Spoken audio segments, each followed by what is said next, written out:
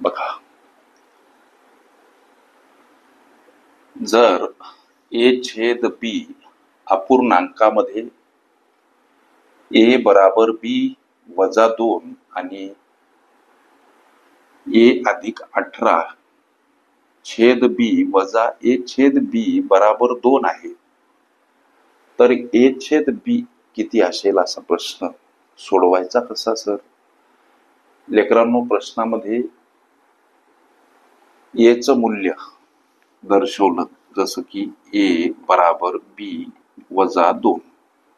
ए चं हे दर्शवलेलं मूल्य या पदामध्ये मांडा, जसं की ए अधिक 18 छेद बी वजा ए छेद बी बराबर 2.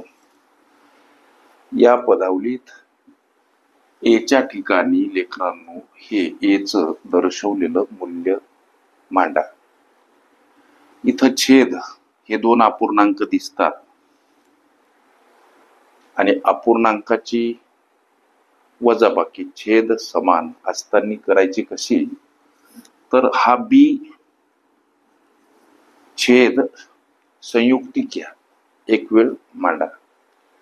ए च्या ठिकाणी ए चं मूल्य बी वजा 2 अधिक 18 हे वजा चिन्ह, ए चं मूल्य बी वजा 2. आता कंसामध्ये का मांडले सर?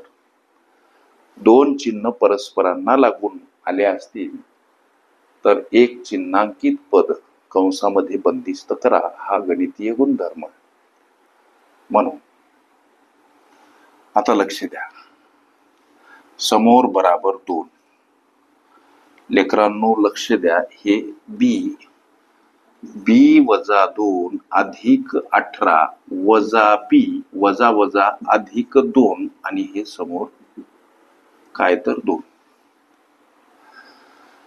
अधिक बी वजा बी खलास झाले, वजा 2 अधिक 2 खलास झाले, मग उरलं काय? 18 छेद बी आणि बराबर 2. 18 छेद बी बराबर 2. या गणिताला इकडं वळतं करू. 18 छेद बी बराबर 2. लेकरांनो लक्ष द्या, आता हे बी 2 कडे जाताना गुणिला स्वरूपात. आता 18 कडे हे 2 पाठवा, बी ला एकटं करा, हा भाग जातो 9 न. बी ची किंमत 9 मिळाली, राहिली ए ची किंमत. तर आता ए बराबर बी वजा 2 असं गणित म्हणते. म्हणून ए बराबर बी वजा 2 या समीकरणात मिळाल्या बी ची किंमत. बी म्हणजे काय हो? 9. ही बी ची किंमत आपल्याला मिळाली.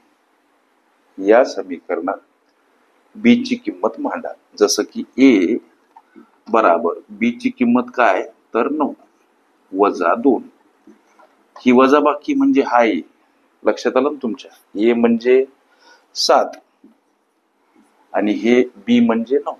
प्रश्नामध्ये ए छेद बी किती असेल असा प्रश्न. ए छेद बी, ए म्हणजे किती हो? 7, बी म्हणजे किती? 9.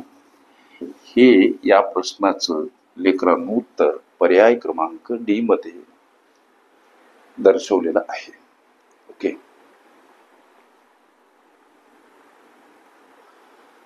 पदावली तसेच संकीर्ण प्रश्न संच ह्या माझ्या प्लेलिस्ट अवश्य बघा.